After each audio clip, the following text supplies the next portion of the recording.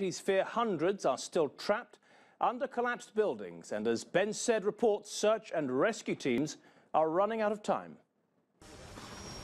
The death toll is now well over 1,000 people, and authorities say it's likely to go up.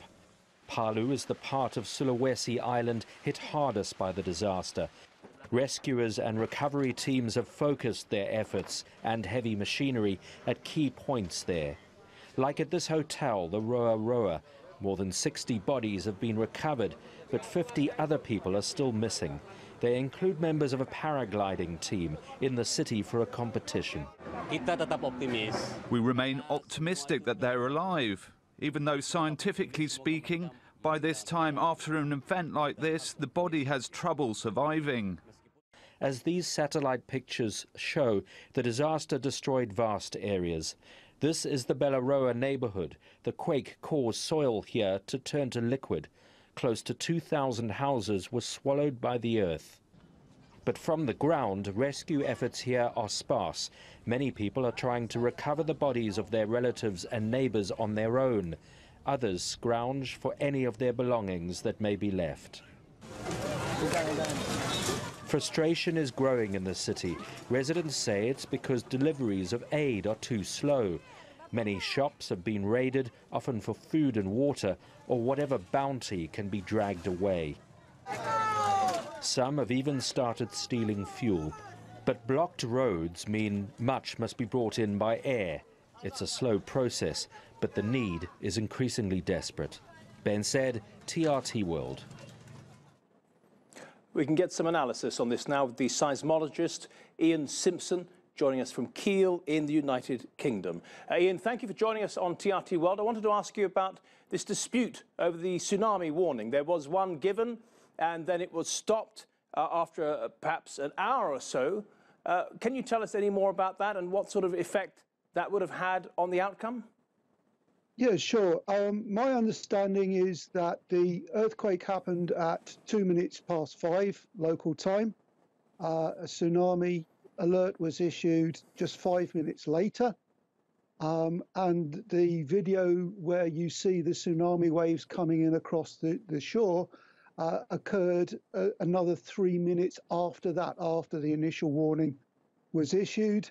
And the warning was only lifted until the tsunami waves were measured at only 6 centimeters high on tide gauges. So there was a tsunami warning in place when that tsunami hit. And so the impact of that then? Well, the problem with that is that with a very local generated tsunami like this one was, there is very little time to get the message out. And of course, the earthquake severely damaged things like the cell phone networks. So it's very difficult to disseminate a warning that quickly. Really, when you're if you were in charge of the system, what would you have proposed doing? I think that the system actually worked as well as it could have done under the circumstances. When you are that close to a significantly large earthquake like that, then if you're on the coast, actually feeling really strong shaking is effectively your tsunami warning. That if you're close to a coast and you feel a large earthquake, then you really need to get to high ground very, very quickly, just in case there could be a tsunami.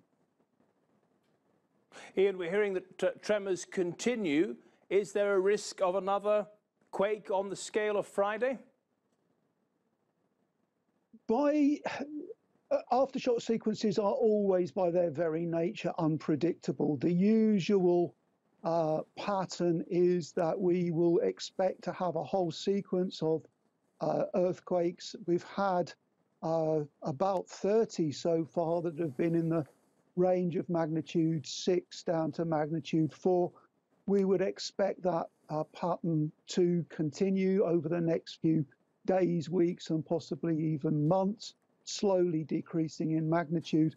But the problem, of course, is that a lot of the structures have already been severely damaged by the main earthquake. So being weaker, it does make the rescue efforts really quite hazardous if you've got these magnitude 5 or so aftershocks going on.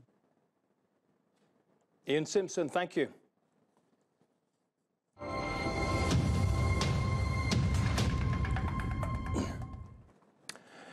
Now, the former UK Foreign Minister, Boris Johnson, has delivered an eagerly anticipated speech at the Conservative Party conference in Birmingham and laid out his Brexit vision. He attacked Prime Minister Theresa May's new Chequers plan, as it's called, describing it as a cheat.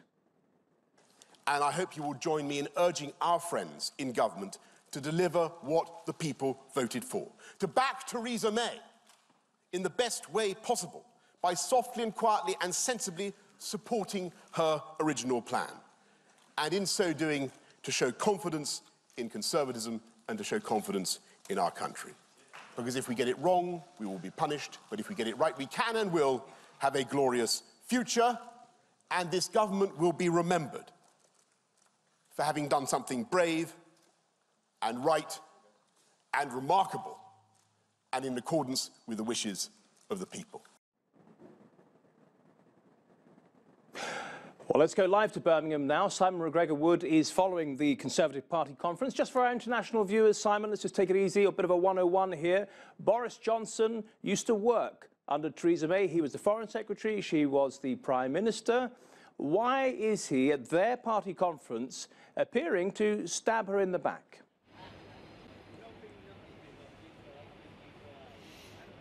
Yes, and when he was Foreign Secretary, you'll remember that he actually signed up to the Chequers plan, but then mysteriously 2 weeks later had second thoughts and branched off on his own. He feels that Theresa May's plan, the so-called Chequer plan, leaves the UK too closely aligned to the European Union. In brief, the Chequers plan envisages the UK, sure, leaving the European Union, but staying very closely connected to the European Union's single market for goods, manufactured goods, things that cross borders and need to cross borders, spare parts for planes and automobiles, all those things that keep the European Union single market economy moving so seamlessly. She wants to keep the UK tied into that system to protect the economy, and also she thinks it's the best way of keeping the Irish border open. He thinks, no, forget that, we need a clean break, we need to move away from Brussels, global Britain, take back control. You name any of the slogans that he's famous for, they're all produced in that speech, a direct attack on Theresa May, the Prime Minister. Simon, Boris Johnson is always an interesting figure. Some people say he's a bit of a buffoon, others say a strategist who knows how to work up the party faithful. When you look at Theresa May and you look at Boris Johnson, is there a competition there for power? Do you think that Boris could unseat her and wants to?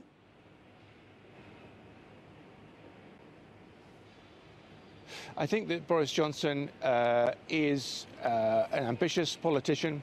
It is becoming clearer, I think, as the weeks and months go by, as this Brexit process becomes more intractable and divisive, that he does have his eye on the top job. It's interesting to remember, though, that he wasn't speaking in the main event. He is simply a Conservative Member of Parliament. He's not in government anymore. In that sense, he's rather on the fringes. But 1,500 people turned up, and he got lots of whoops and hollers. They are his die-hard fans, if you like. So it was good television for him, and he's good at it. He's much better than Theresa May at whipping up a crowd and delivering strong rhetoric. But outside the rarefied confines of this conference, Matt, is he that popular in the country anymore? Does he have the necessary number of Conservative members of Parliament to vote for him in any leadership challenge? Those questions are much more uncertain. It was his moment of glory at this conference, but the extent to which his popularity extends beyond this conference into the heartland of the country, that's a bigger doubt now. Very good point. Thank you, Simon McGregor-Wood in Birmingham. Now, the FBI has interviewed at least 2 people as part of its investigation into allegations of sexual misconduct by Supreme Court nominee Brett Kavanaugh. But his latest accuser,